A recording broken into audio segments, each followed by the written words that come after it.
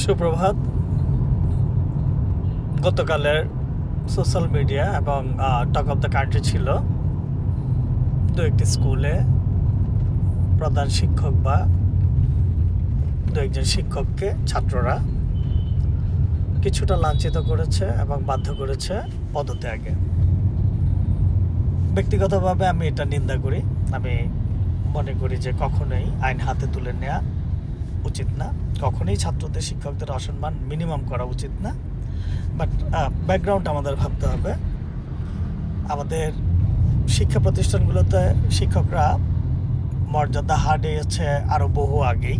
সব শিক্ষক না, কিছু শিক্ষক যারা ছাত্রদের ক্লাসে সঠিকভাবে পাঠদান না করে বাধ্য করত বাসায় গিয়ে প্রাইভেট পড়তে। এই যে প্রাইভেট পড়তে বাধ্য করা, এটার সেই সব শিক্ষকের মর্যাদা তখনই ভুলুণ্ঠিত করেছে।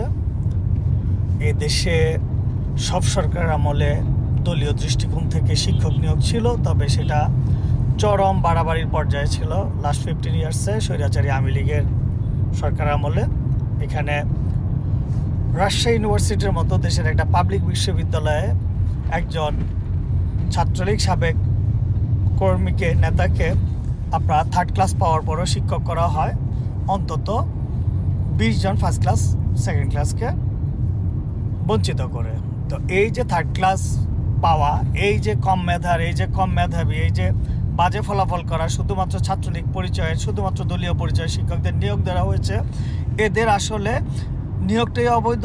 এরা যারা এই সুবিধা নিয়েছে তারা আসলে শিক্ষক হিসাবে সম্মান পাওয়ার কোনো মতেই যোগ্য না। এরা শিক্ষাগুরু কখনোই হতে পারে না, এরা হতে পারে শিক্ষাগুরু। এছাড়া আমরা দেখেছি যে আপনার শিক্ষা প্রতিষ্ঠানে বিভিন্ন শিক্ষক আওয়ামী লীগের লেজুর ভিত্তি করে, আওয়ামী লীগের অন্ধ দালাল হয়ে এই দেশে নিপীড়ন নিষ্পেষণকে অস্বীকার করে তাদের পক্ষে বক্তৃতা বিবৃতি দিয়ে প্রায় ব্যানার নিয়ে দাঁড়াতো, জাতিসংঘের বিরুদ্ধে পর্যন্ত বক্তব্য রেখেছে। যে সমস্ত নির্লজ্জ শিক্ষক নামের দালাল, এরা আসলে কখনোই শিক্ষা গুরু হিসাবে সম্মান পাওয়ার যোগ্য না বলে আমি মনে করি।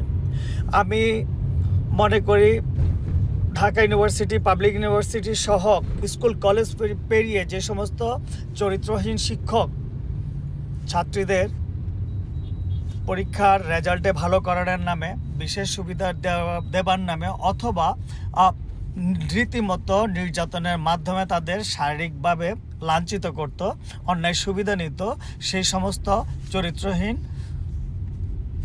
নিপীড়ক শিক্ষক এরা কখনো শিক্ষাগুরু হতে পারে না। শিক্ষাগুরু হতে পারে না ছাত্রীদের ধর্ষণ করা পরিমল পান্না টাইপের শিক্ষকগুলো। তো আমরা আসলে যে শিক্ষকদের লাঞ্ছিত করা হচ্ছে তাদের ব্যাকগ্রাউন্ডটা চেক করা উচিত। কারণ আমি পার্সোনালি বিশ্বাস করি যে কোনো একজন জঘন্য ছাত্র কখনো একজন শিক্ষককে অসম্মান করতে যায় না, যাওয়ার কথা চিন্তা করে না, যদি না সে সীমা অতিক্রম করে। আর যারা এই যে আমার বর্ণিত সীমা অতিক্রমকারী শিক্ষক, এদের শিক্ষাগুরু হিসেবে আপনার সসম্মানে তাদের সম্মান করে যেতে হবে, এই থিওরি আমি নিজে বিশ্বাস করি না। এরা আসলে মানুষ না, এরা শিক্ষক না, এরা পশু।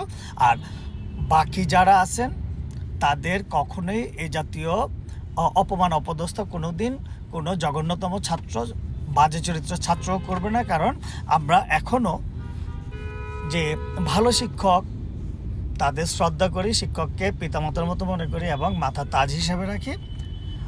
এদেশের জনগণ শিক্ষককে সম্মান করতে জানে।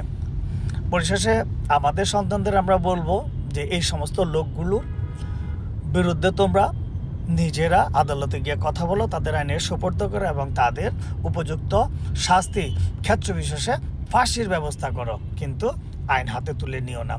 আমরা সবাই নতুন বাংলাদেশ গড়তে সংযত থাকব, গঠনমূলক ভূমিকা পালন করব এবং দায়িত্বশীল আচরণ করব। আল্লাহ হাফেজ, আসসালামু আলাইকুম।